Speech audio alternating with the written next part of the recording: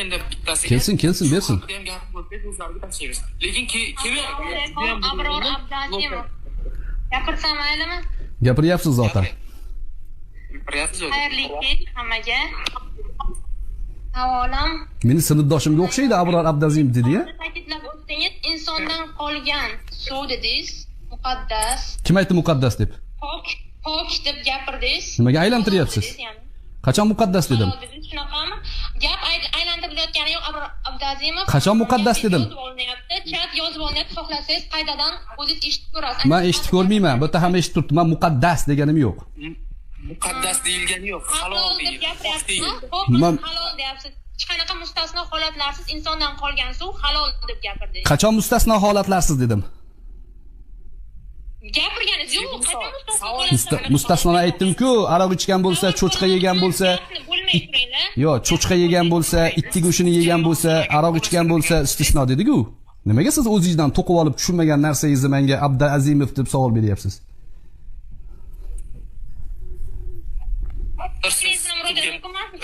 Yo, mumkin, faqat jumladan to'g'ri so'zing. Mavzuda juda ham yetarli javob oldi hamma.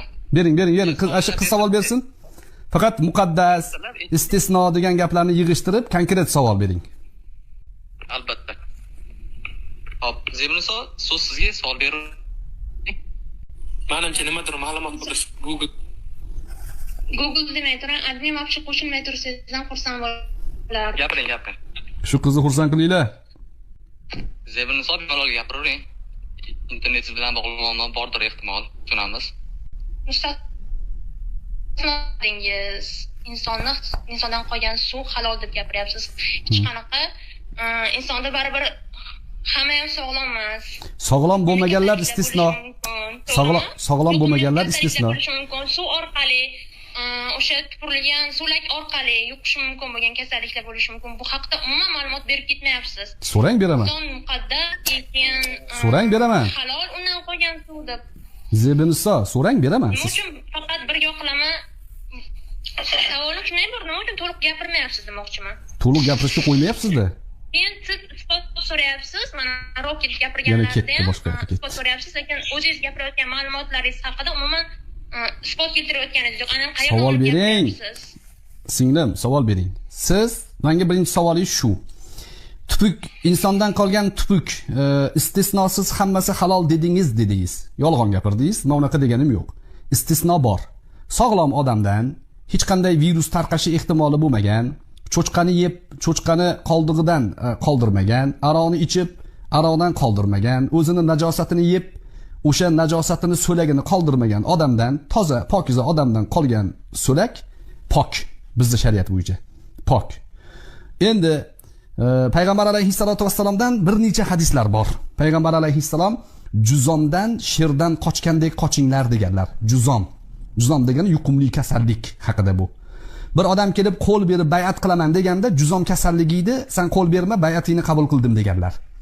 Bu hadis bor. Vabo tarqagan qishloqqa kirmanglar, vabo tarqagan qishloqdan chiqmanglar deganlar. Ya'ni karantinni olganlar, ya'ni tarqashi mumkin bo'lgan narsalarni. Idishlaringlarni ustini berkitib qo'yinglar. Bilmaysizlar, kechqurunda tavvofin degan hayvonlar bor, ya'ni kechqurun yuradigan. Ulardan tushadigan narsalar sizlarni halokat qilishi mumkin degan ma'noda ogohlantirganlar. Va bunga o'xshagan istisnolarni albatta aytamiz savol bo'lsa. Lekin bir inson haqida gap ketayotganda Payg'ambar alayhissalatu vassalomda yuqumli kasallik bo'lmagan, Payg'ambar alayhissalatu vassalom harom yeydigan inson bo'lmagan, Payg'ambar alayhissalatu vassalomdan qolgan narsa pok. Hadis shariflarda keldi. Uni ichishlik to'g'risida ya'ni buyruqlari bor. Hatto fuqaholar o'rtasida shunaqa ixtilof bor. Payg'ambar alayhissalatu vassalomdan chiqqan qon, ba'zi fuqaholar uni pok deydi. Ba'zi fuqaholar kelishmasa ham, lekin pok deganlar bor. Bu endi ixtilofli masala. Lekin virus tarqaydigan odamni nimaga aytmadingiz? Aytmasa virus tarqagandan ichaver degan xulosa kelib chiqmaydi. Chunki ichaver deganim yo'qman. Virus tarqaydigan odam haqida alohida hadislar bor. Sog'lomliklari haqida hadis yo'qsa biror isbot dalil keltira olasizmi? Umuman hech qanday noma'lum bo'lgan yuqumli kasalliklari ham bo'lmaganligi haqida. Ha, keltira olaman. Keltiring. Chunki atroflarda birorta odam Payg'ambar alayhissalatu vassalom sababli kasal bo'lmagan. Yetadimi? Bu orqali yuqmaydigan kasalliklar ham bo'lishi mumkin. Havo orqali ham yuqmagan, qo'l bilan ko'rishib, Qolgan ovqatdan yuqiladi degan. qolgan ovqatdan ham yuqmagan. Bo'lganiga dalil bo'la oladimi? Dalil bo'ladi, ha? Kasal bo'lganda edi, ana yuqdi degan dalil bo'lardi. To'liq sog'lomliklari haqidagi. To'liq sog'lomliklari haqida Qur'oni Karimda Alloh taolo payg'ambarimizga laqad kana lakum fi rasulillahi uswatun hasana degan. Batahqiq sizlarga payg'ambarda juda katta namuna bor degan. Alloh taolo bir insonni boshqa odamlarga namuna qiladigan bo'lsa, uni kasalvand namuna qilmaydi. Tushundingizmi? Dalil ko'rganim yo'q. Sog'lomliklar haqidagi. Ya'ni Qandaydir bir o'zingizga moslashtirib gapiryapsizmi? Qayerdan bilaman? siz hech narsani bilmaysiz. Siz ko'zingizni yumib olib menga quyosh top ber deyapsiz. O tepaga qarasangiz quyosh, ertalab bomdoddan keyin tog' tomonga qarab tursangiz quyosh chiqadi. Qamatdan gapira olasizmi, Abror Azimov? Hozir haqorat bo'ldimi? Hozir haqorat bo'ldimi? Ko'r yoki quyoshni ko'rmayapsiz, boshqalar ko'tarishi mumkin menga kelganda. Yo'q, siz hozir ma'nan ko'rsiz. Sizga dalil keltirsa, ko'rmayapman, menga isbot deyapsiz. Sizga majbur emasmiz, siz ko'rishingiz kerak. Men sizga aytdim, dalil payg'ambarning atrofida payg'ambardan qandaydir kasallik yuqqani to'g'risida biror dona xabar yo'q. Payg'ambar atrofida har doim odamlar yonma-yon yurgan. Hattoki yuqorida kelgan hadis, payg'ambarning qilgan tahoratidan qolgan suvni sahobalar talashgan, har doim talashib yurgan. Payg'ambarimiz uxlab yotsalar terlari oqardi, terlari. Ummuxoniy onamiz terlarini yig'ib olardi bir idishga. O'sha idishdagi ter bilan atir yasashardi, atir. Rivoyatlar bor. Agar kasal odam bo'lsa, bu atir bilan hamma qirilib ketish kerak edi. Siz ko'rmasangiz bizda emas-ku ayb. Og'zini ozgina o'rgatib bo'ladimi? Bemalol o'zgartiring. Sizga VIP. Deganlar ham bor, lekin shu ham Rahmat. Qanday odamlar qanday paydo bo'lganligi haqida ma'lumot bersangiz, Qur'onda aynan qanday ma'lumotlar kelgan, odamzodning qanday paydo bo'lganligi. Qaysi jarayondan boshlay? Qaysi jarayondan boshlay? Ota-onangiz bilan bo'lgan munosabatdan keyingi jarayondanmi? Yoki odam ato va momo havoning yaratilishi, ular bir-biriga kim deb hisoblanadi aynan? Xo'p, odam bilan savolingiz qaysi birini javob beray? O'rtada bo'lmay turaman desangiz, savolingizga javob beraman. Birinchi bergan savolim, odamzod qanday paydo bo'lgan? Odamzodni Alloh taolo yaratgan va hech narsadan yaratgan. Hech narsadan.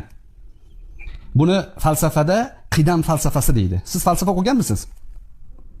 O'qiganman. Qidam falsafasini bilasizmi nimaligini? To'liq bering, ma'lumotingizni to'liq bering. Mana aytyapman. Qidam falsafasini bilasizmi?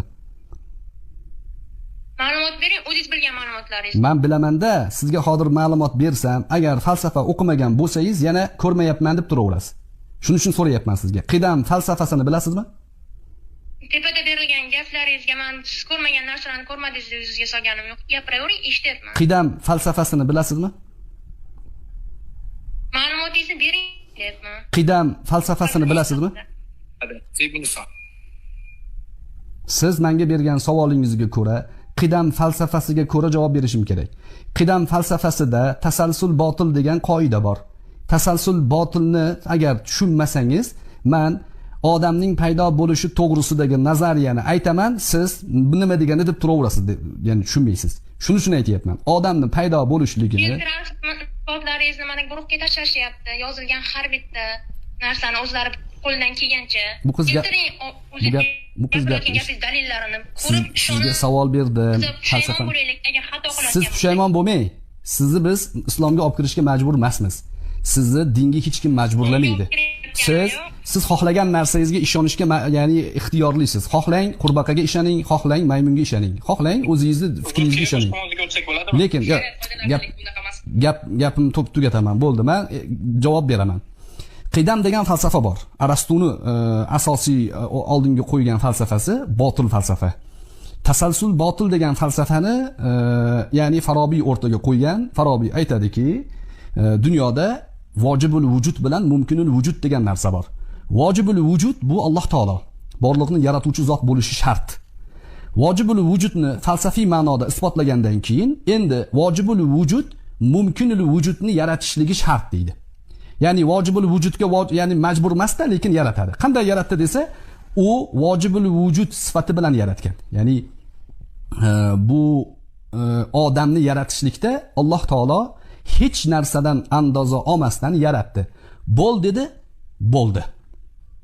Tuproqdan yaratdi, loydan yaratdi. Bular barchasi biz insonlarga bir ishni qilishimizda tartibli amal qilishimizga tarbiya xolos. Lekin asli tagini surishtirsa, Alloh taolo hech narsadan yaratdi. Hech narsadan foydalangani yo'q.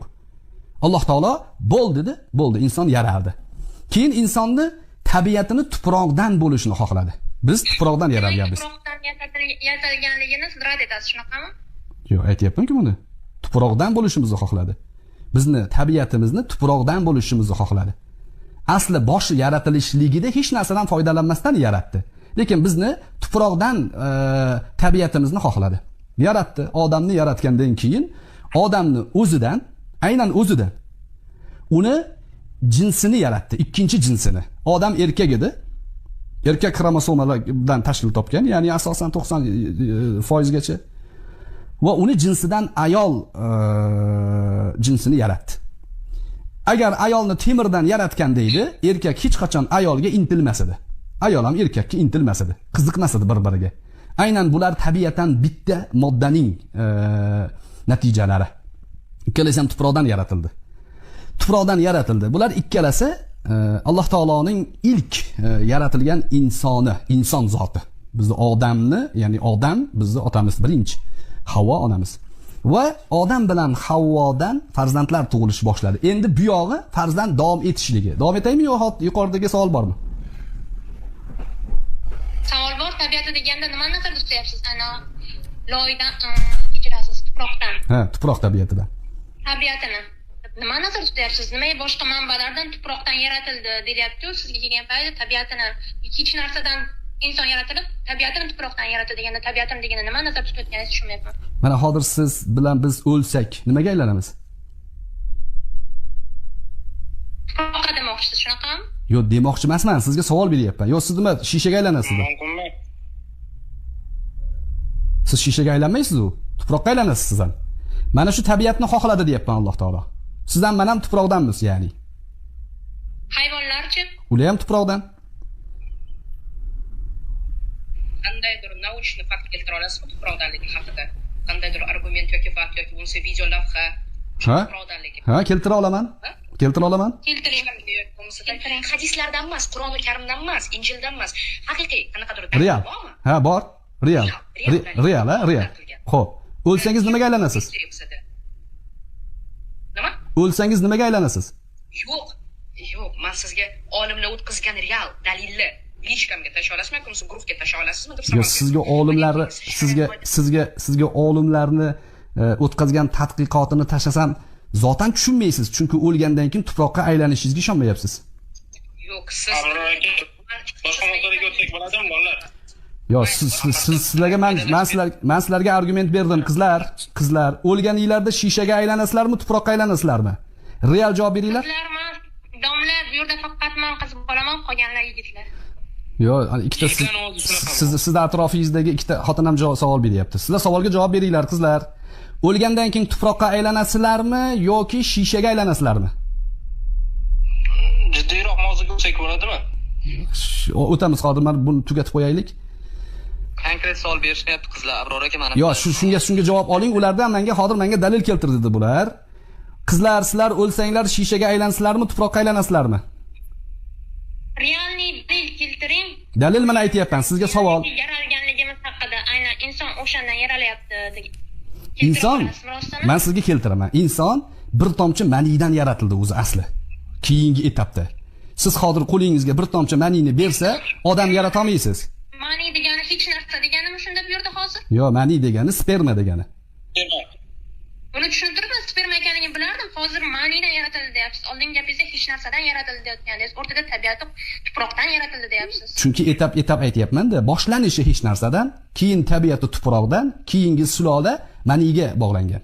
Hammasi zanjir silsila. Men sizga bekorga boshida aytganim yo'q.